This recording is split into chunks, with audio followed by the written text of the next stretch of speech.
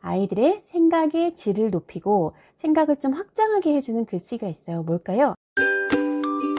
안녕하세요. 자, 오늘은 우리 아이들의 글쓰기의 질을 높이는 법에 대해서 말씀을 드려볼게요. 자, 아이들이 매일 쓰고 자주 쓰고 꾸준히 쓰는 것은 참 중요한데 비슷한 패턴, 비슷한 방식, 비슷한 소재로만 쓰다 보면은 어느 순간 좀 글이 발전하지 않는다는 생각이 들거든요. 글이 발전하지 않는다는 건 생각도 발전하지 않는다는 것과 다르지 않습니다. 우선 제가 아이들이 쓸 수 있는 글의 종류를 몇 가지 말씀드릴게요.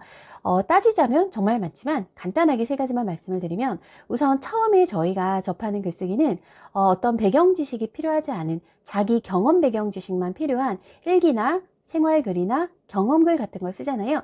처음에는 이런 글을 쓰면은 아이들이 편안하게 글쓰기를 경험을 하면서 내가 겪었던 일을 써내는 것이 뭔가 좀 의미가 있구나. 쓰다 보니까 마음이 좀 편안해지거나 뿌듯해지거나 뭔가 그때 일이 다시 떠올라서 다시 한번 행복해지거나 하는 걸 느끼면서 글쓰기는 이래서 하는 거구나를 편안하게 느낄 수 있는 글쓰기가 있고요. 또 한 가지는요. 아이들의 필력을 키우는 글쓰기.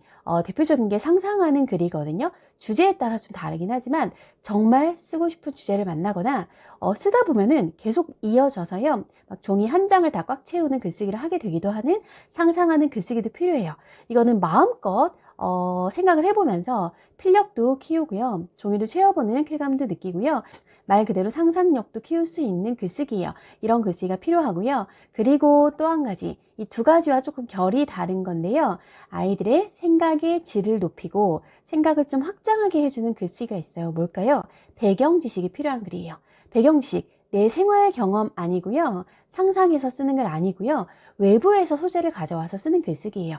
대표적으로 오늘 본 뉴스, 오늘 본 기사를 보고 글을 쓰는 거예요. 이것도 뭐 신문일기, 뉴스일기 요 정도 이름을 붙일 수 있을 것 같은데요. 외부에서 어떤 새로운 것을 접하게 된다는 건 나의 새로운 방향의 사고를 자극한다는 거거든요. 그래서 이 글쓰기 또한 언젠가 한 번은 접하게 해주시면 좋은데요.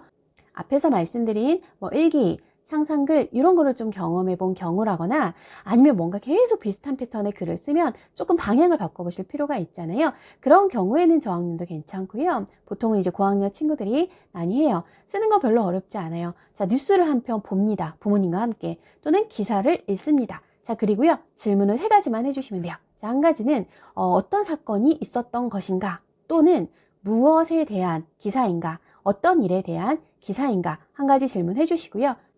두 번째 질문은요. 이 뉴스나 이 기사에서 가장 흥미롭게 느껴지는 부분은 어디인가 질문을 해주시고요. 그 다음에 그래서 너는 어떻게 생각해? 이렇게 세 가지만 연결해서 대화를 하시고 이야기를 나누시잖아요. 그거 모아서 쓰면 신문일기 세 줄에서 짧으면 세 줄, 길면 5줄, 아니면 6줄까지 금방 정말 쓸 수가 있어요. 처음 접하는 글은 무조건 쉬워야 되거든요. 쉬우려면 말로 먼저 다 분명히 해봐야 돼요.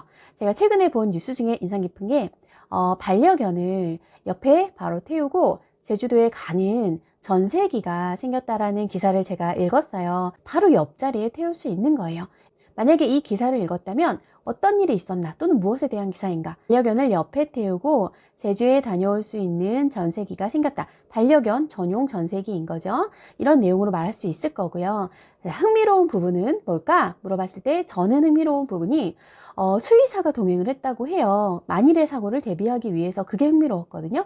수의사까지 동행을 하다니. 그리고 그 기사에 대한 생각.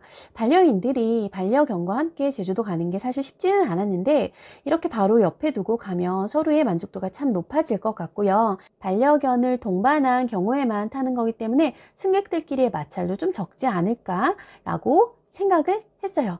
이렇게 세 가지만 모아서 써도 신문일기 한 편을 뚝딱 쓸 수 있어요. 제가 앞에 말씀드린 세 가지는요. 어떤 것이 필요하고 필요하지 않다 이런 개념은 아니고요. 아이들의 글쓰기 상황에 따라서 글쓰기 경험치에 따라서는 사실 다 필요한 글쓰기예요. 그 중에 하나 제가 생각의 질을 높이는 글쓰기를 말씀드린 거고요. 글쓰기의 관건은 결국에는 생각의 질을 높이는 거예요. 생각의 질을 높여야 글쓰기가 성장하고요. 그 생각의 질을 높이는 방법 중에 하나가 낯선 배경 지식을 접하게 해주는 거. 낯선 배경 지식은 뉴스나 기사에 많다는 걸 말씀을 드려봅니다.